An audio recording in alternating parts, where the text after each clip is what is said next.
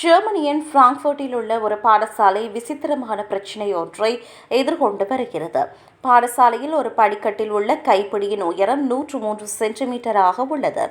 ஆனால் விதிகளின்படி அது 110 சென்டிமீட்டராக இருக்க வேண்டும்.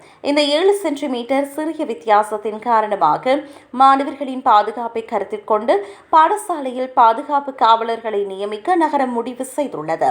தற்போது சுமார் 12 பாதுகாப்பு காவலர்கள் சுழற்சி முறையில் படிக்கட்டு பகுதியை கண்காணித்து வருகின்றனர். இதற்கு வாரத்திற்கு சுமார் 13,700 யூரோக்கள் செலவாகின்றது.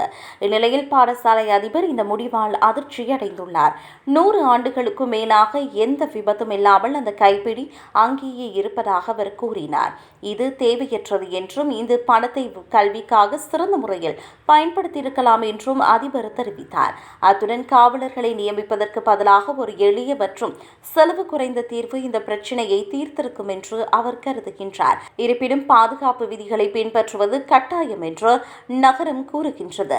அவர்கள் கைப்பிடியை முறையாக சரி செய்யும் வரை பாடசாலை விடுமுறை நாட்களிலும் காவலர்கள் பணியில் இருப்பார்கள் என்பது குறிப்பிடத்தக்கது.